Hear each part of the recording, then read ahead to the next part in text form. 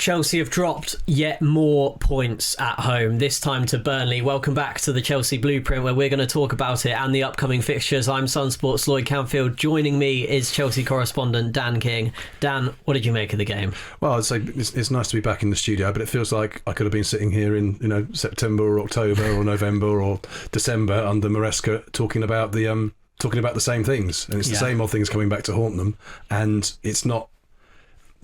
Conceding these sort of goals late on to these sort of teams is not a recipe for finishing in the top five, which, if they fail to do that, would be a disaster for both Chelsea and for Liam Rosenior. Yeah, so 5 games against the newly promoted side so far. They've only won one of them, which was away to Burnley. It's becoming a concern that Chelsea aren't beating these newly promoted sides. It should be easy pickings really for Chelsea, these newly promoted sides, especially at home where they haven't beaten any of them. They lost obviously to Sunderland, dropped points to Burnley and Leeds. It's concerning, isn't it?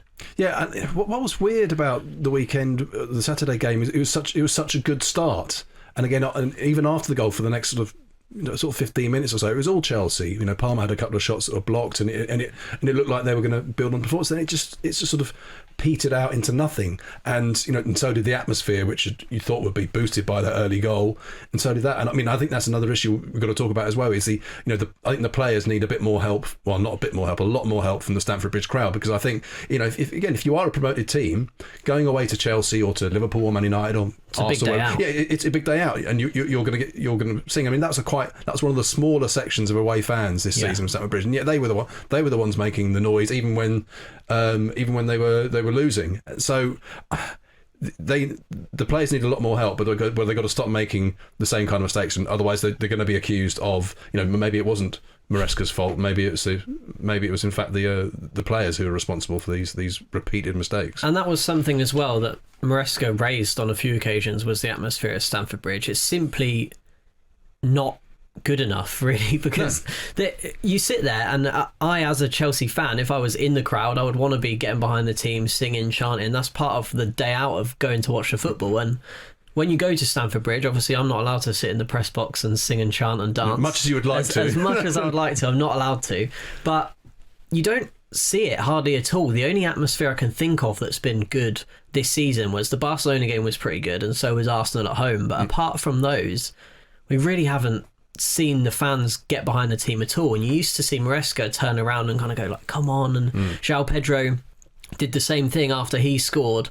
Obviously it was checked by VAR, and then he was stood on the halfway line going like, come on. And how many times do the Chelsea players or manager need to encourage the fans to really get behind them? Yeah, and I think Rosenior is at a point in his Chelsea career where he can't be coming out now and criticising the fans. He can't be doing that for obvious reasons. But people like us who go to a lot of games can say it. And I don't buy into this thing about tourist fans and all this kind of stuff. But I noticed when I came out of the stadium on Saturday, there's still quite a few Chelsea fans who were sort of laughing and joking, and there were the fans who clearly were there on a day out who weren't regulars, still happily taking pictures of all the montages, the famous players outside, and loads of people queuing to get into the megastore, obviously to buy the shiny snazzy. I can't believe the word snazzy. We use the word snazzy. The snazzy new Chelsea kit, but it didn't feel like the environment of a team that's just dropped 2 really bad points. And I'm not saying I want them to go on the rampage and smash up the Fulham Road. Of course I don't.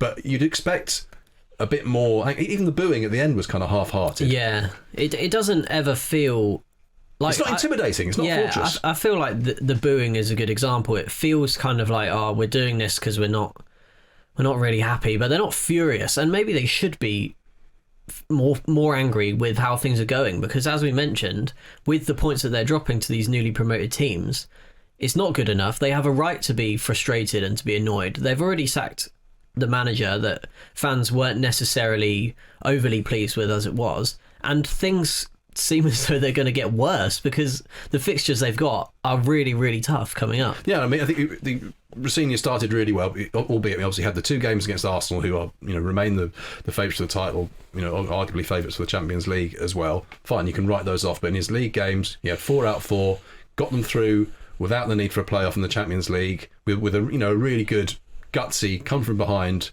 win in Naples, excellent, all good. But then suddenly, just with these two, if you just sat back and thought, right, okay, we've got those games to get through, but now, then we've got Leeds and Burnley at home, should be, those should be 3 points each, and it just feels we're back, having started the brave new Rosenior era. It feels like we're back in the Maresca era again, because it's the same thing, and it's defending against teams, attacking against teams who are happy to defend for a long time. Yeah. It just played out in exactly the way you thought it would. Exactly what Parker would have wanted. Obviously, he doesn't want to concede the early goal, but once he has, he thinks, right, let's keep it tight and let's give ourselves a chance in the last half hour or so. But then, of course, he gets an even bigger chance because Chelsea get yet another player sent off. You can do an 11 now. We've just got 3 positions missing, and then you'll have an entire 11 that you could put out of players who've been sent off for Chelsea this season. Yeah, and we're going to come back to the red cards, but I think first of all we need to have a conversation about Cole Palmer, Chelsea's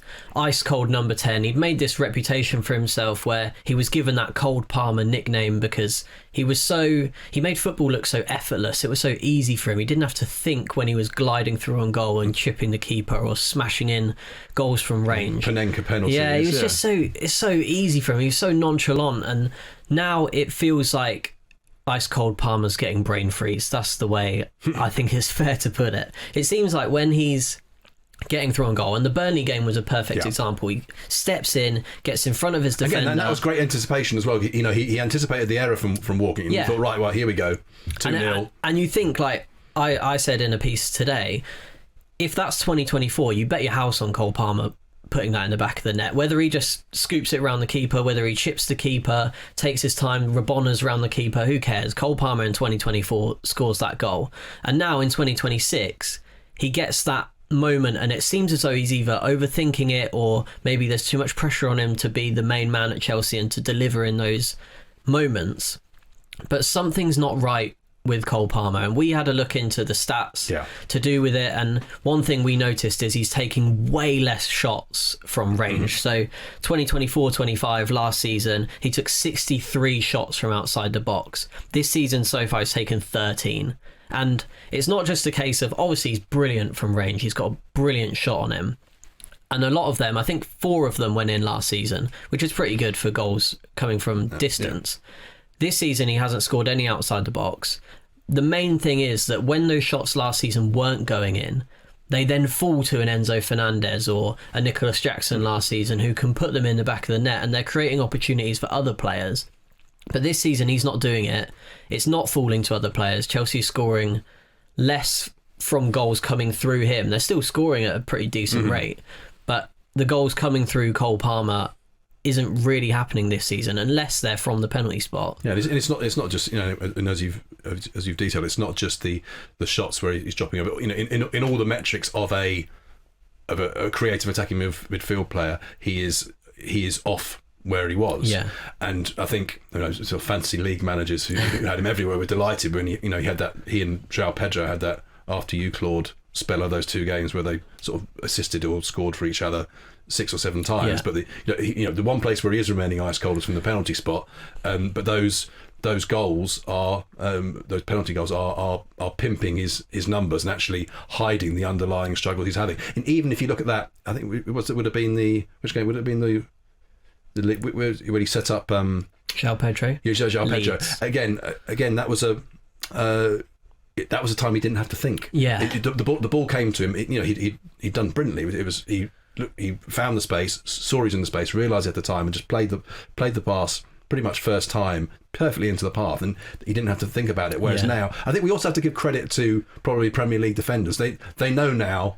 They're closing off the right lanes. They're closing off his passing lanes. Also, they may well also be closing off his shooting lanes. But I think there's no avoiding him. I mean, he looked disappointed, as he always would be, to be taken off on Saturday. But to be honest, he was lucky to have stayed on as long as he did. I think if there had been better alternatives on the bench, he would have come off sooner. Yeah, I think it's those, and by no means are we saying that Cole Palmer's not a good. He's one of the most talented footballers, in my opinion, on the planet. He's that level. He's a future Ballon d'Or winner if he can sort this out, if he can get this issue sorted.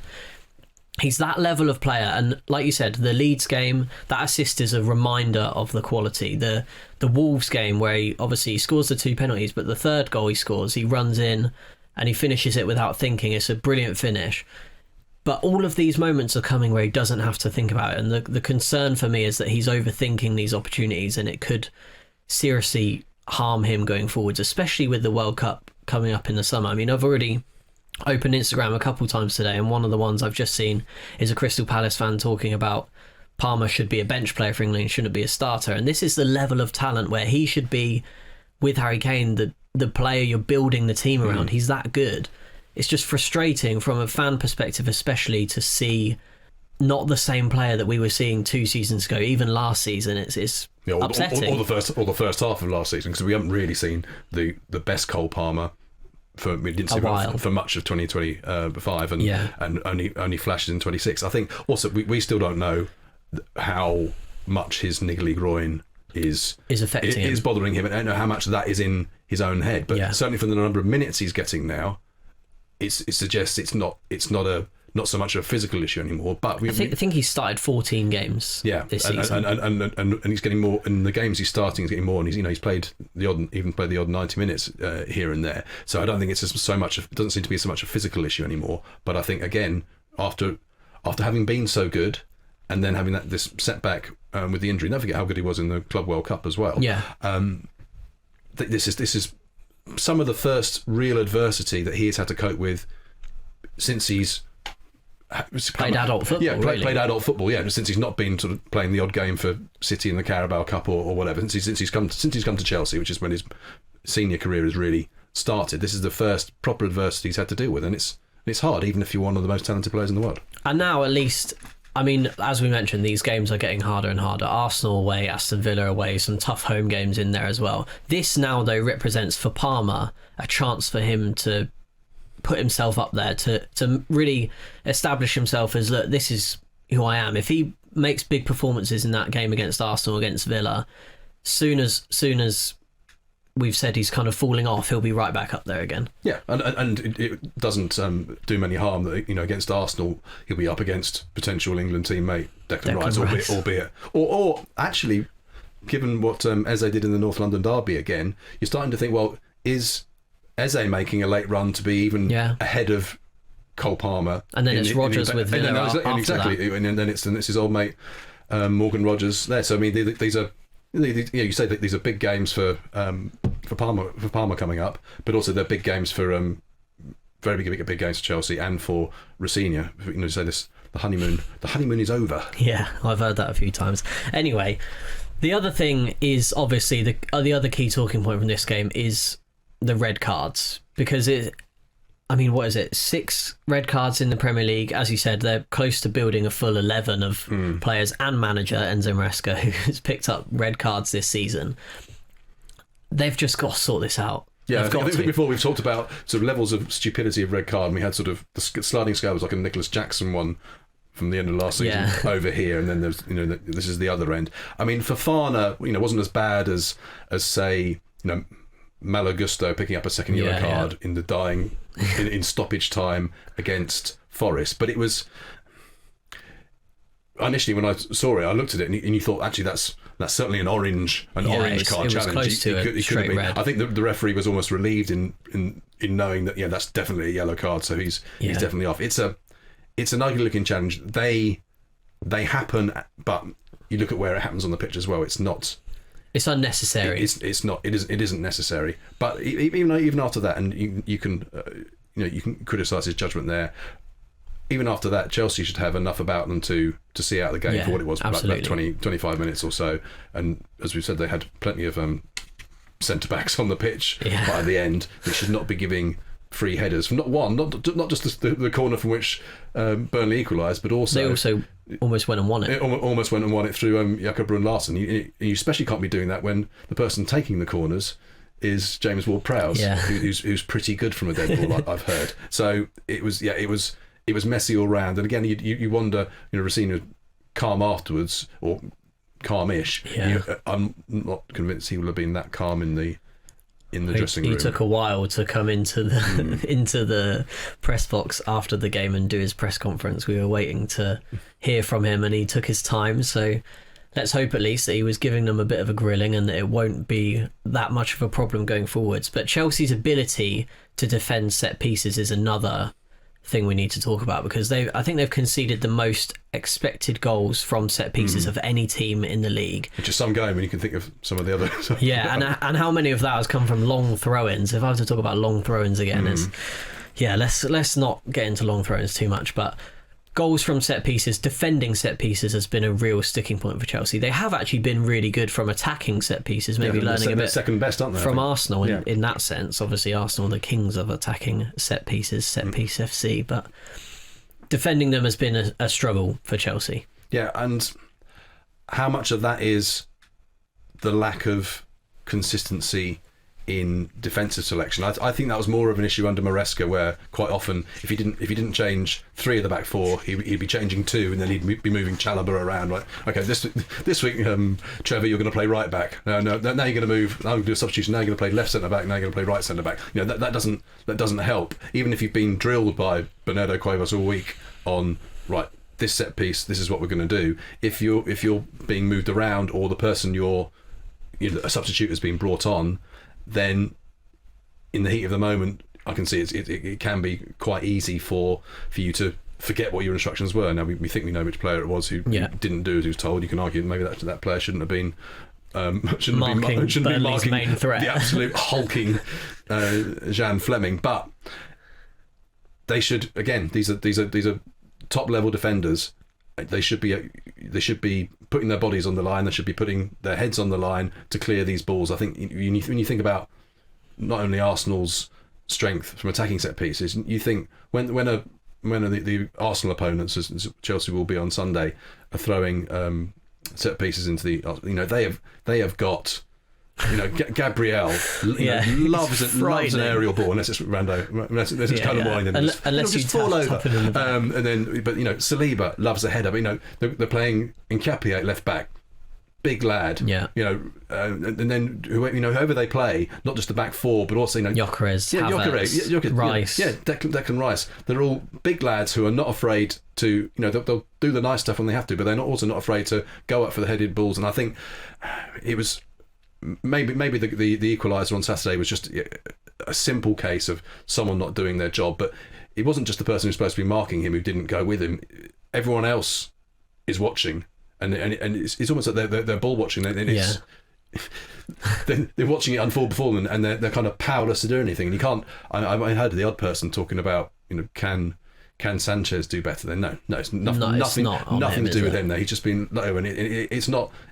That wasn't an Arsenal style set piece. That was just a well-timed run which no one has picked up. You're not being undone by you say set piece FC by Super Bowl Arsenal tactics. This is pretty basic defending, and they failed to do it. Yeah, it was frustrating to watch, and we're going to go from frustrating to really disappointing in the sense that yes, Chelsea, Fofana was silly to get sent off, but there's absolutely no excusing the treatment that he was given after the game. Not only him, but Hannibal, Arakadare, and a number of Romain Hunnell from Sunderland as well, and all in the wake of the allegations made by Vinicius Junior last week against Prestiani. And it's as Fofana said, it's 2026. When are we going to see some sort of change? I mean, I actually wrote my dissertation on this when I was at uni, is on racism, social media, all of this, and how big companies need to do better. They need to affect change. And personally just find it really frustrating to see it keep happening. And I'm sure, obviously I'm not affected by this, but the players that are can only find it more and more frustrating. And 4 players obviously called it out this weekend. It begs the question, how often is this happening? Every weekend, in every single player is affected by it. It's horrible to see. Yeah, it seems, and racism is a thing in the headlines again now, but it's all sorts of things. There's homophobia, there's misogyny, all these things, and the way that football fans, when they're angry or upset or gamblers when they've lost a bet, that they choose to focus on bigotry as a way to express. I mean, it's bad enough shouting and swearing and threatening or whatever on social media. It's like, how old are you? But to then, you know, it's not a way of thinking that I can possibly that I can understand. And there is a lot of talk. You know, what more can the tech giants do? I'm not a tech expert, as you very well know from the stupid questions I ask you all the time. But there must be things they can do. Their algorithms are very smart. They can do all sorts of things. So if they can promote this and promote that, they can spot these things more quickly. But I'm not convinced. And you know, people are saying that the online harm bill that came in a couple of years ago, it's not being enforced properly. But I'm not sure. They're almost untouchable. These tech giant companies. They are so rich that what level of fine is going to make Meta do better? What level of fine is going to do that? It would have to be like billions. Well, good luck getting that passed, getting that through the lawyers. I mean, it's one of the solutions I looked at, like I said, when I was doing my dissertation, was making everyone who signs up to a Facebook or anything to do with Meta, any kind of social media, should have to be verified with some form of identification, so that I don't think you can necessarily eradicate racism or get rid of people that have those views or have those reactions, but that when they are sent, when they're called out by the likes of, well, when they're called out by anyone, that they can then be traced and verified as to who they actually are, rather than just these. At the minute, you can make a faceless account and send hate crime messages to whoever you like. How that's still allowed to happen is beyond me, and you only get that kind of change by calling it out on a consistent basis. Yeah, I mean, I guess one of the problems is, we know one of the other issues in social media getting broader is the bot armies, and the trouble is that it's almost like the Greek mythology. You cut off the head of the Hydra, and then another 2 or 7 or whatever grow in its place. It's like whack-a-mole is probably. We got rid of that one. That person could just go and start up another account, unless there are really, really stringent, the kind of thing you're talking about, subscription or registration details. But even then, the amount of monitoring that would take, and how do you enforce it? And I think, unfortunately, as long as there are people, there will be, this sort of thing will happen, be it on the street or on social media. It's unfortunate that social media is such a wild west that it just gives every bigot and crackpot in the world the opportunity, gives them a platform, and it's just it's horrible. Well, an important conversation I think we needed to have there, and hopefully anyone watching will understand that. And hopefully they do catch some of the people responsible this weekend, and if whichever club they are from, they receive some kind of, you don't know where they live, if they get some kind of ban from going to the stadium or whatever else, that there's some kind of meaningful penalty. That's another thing. What is a meaningful penalty for people like this? We just need to see some sort of positive change, and we could do with some sort of positive change in Chelsea's results against smaller promoted teams as well. But unfortunately, that is all we've got time for on this episode of the Chelsea Blueprint. We hope you very much enjoyed it. Let us know in the comments what you thought of today's episode and of the upcoming games against Arsenal and Aston Villa. Don't forget to like, comment and subscribe. Thank you very much for watching. Goodbye.